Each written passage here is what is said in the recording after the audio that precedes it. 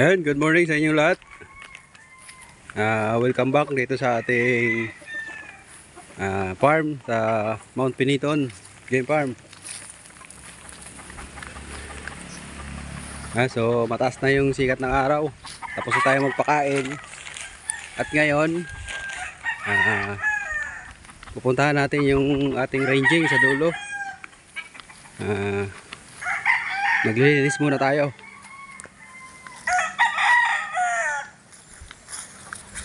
Maglilinis tayo ngayong araw, tapos mag-disinfect. Dahil bukas at pakakawalan na natin yung ating mga sisiw.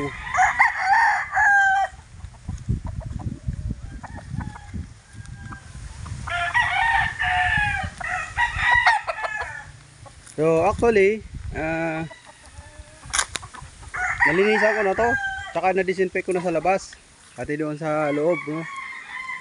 So para mas maganda, linisan ulit natin, tapos i-disinfect kasi marami na namang nalaglag na dahon. So ayan yung mga sisiw natin sa loob. Maglilinis muna tayo at mamaya disinfect.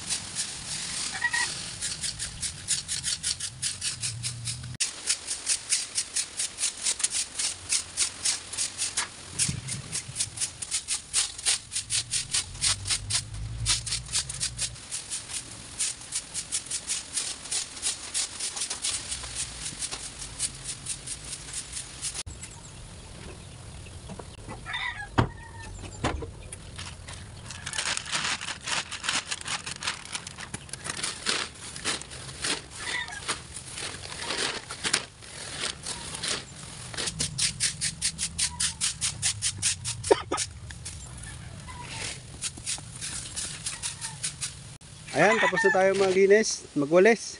Wala nang mga dahon na naglaglagan. Pero mamaya meron na naman yan kasi itong dahon ng mga kawayan ang bilis maglaglagan. Pero okay lang yan, at least bago tayo mag-spray wala nang mga dahon. So sa ngayon pupunta muna ako sa bayan, bibili ako ng disinfectant. Naubusan kasi ako. So ayan yung mga sisiw natin. So pagkatapos ko ngayon mag-spray,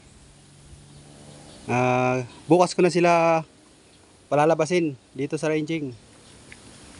So late ko na sila may palabas kasi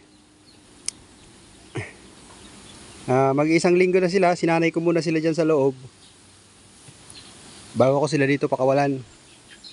So ang dahilan kung bakit nahuli ko silang ilagay dito kasi ngayon lang to na bakante yung area na to. Wala nang ibang mapaglagyan, kaya nasa brooder, galing sila brooder bago ko sila nilipat dito. So ayun, bili muna ako ng disinfectant para ma-disinfect na natin to. Na tayo ng bayan at nakabili na tayo ng disinfectant. So yung gamit natin ay Major D. Ayan, medyo malabo yung natin. Ayan, yun. So Major D disinfectant. So matagal ko na itong ginagamit simula nung may babuyan pa ako. So maganda to sa mga alagang hayop natin kasi kahit paliguan mo yung hayop, mag-spray ka na nandyan yung mga alaga yung hayop, kahit maligo sila sa ini-spray nyo na may halo nito, wala pong problema, no? Hindi makaka-apekto sa mga alaga natin. So meron ako ditong backpack sprayer. So ang laman nito ay nasa 16 liters na tubig yung laman yan. Yan, 16 liters yan. Tapos isang puno dyan sa backpack at apat naman na puno sa takip nito. So yung hahaloyin natin, apat na puno dito sa takip. Lalagyan natin yung takip nito kasi ihalo natin doon sa tubig niyan. So apat nito. Yun yung halo nito. So ayan, mag-spray na tayo dahil hapon na. Pagkatapos ko mag-spray, magpapakain pa tayo. So mga dalawang ano lang siguro, dalawang backpack sprayer.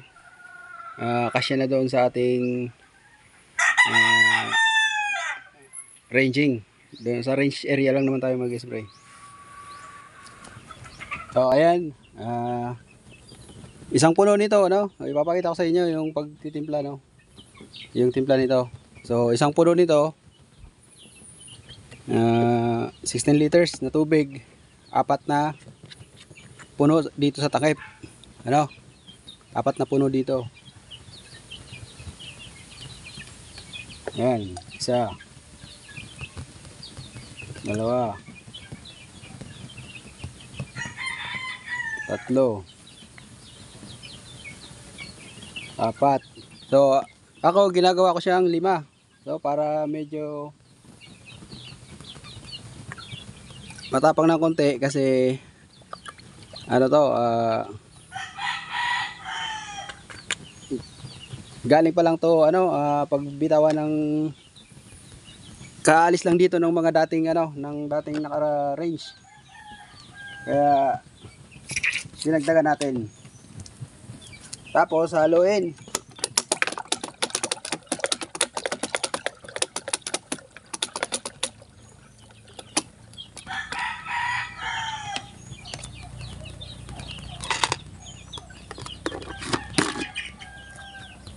Ayun, so pwede na ulit siya pang spray.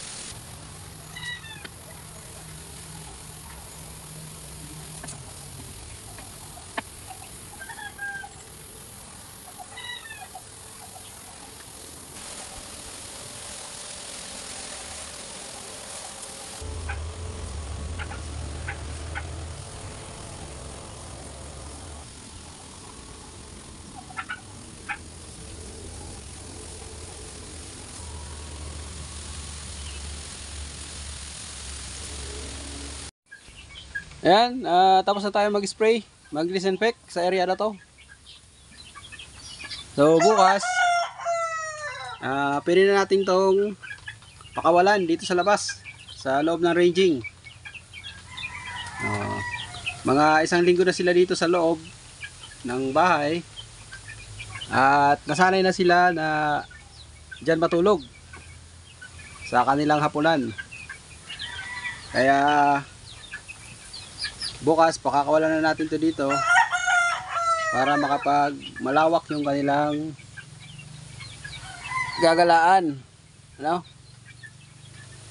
Para maiwasan din yung feeder picking. Kasi sa ganyang edad nila, dyan na nag-uumpisa yung mga mag-feeder picking, lalo na kapag masikip yung kulungan. Kaya kailangan na natin silang palabasin. So ayan, pinakain ko na sila. At ngayon, yung mga nasa cord naman, nasa cording area naman, yun naman yung aking pakainin. So hanggang dito na lang muna yung ating video. At abangan nyo sa bukas. Ipapakita ko sa inyo na nasa labas na sila. Ano? Ayan.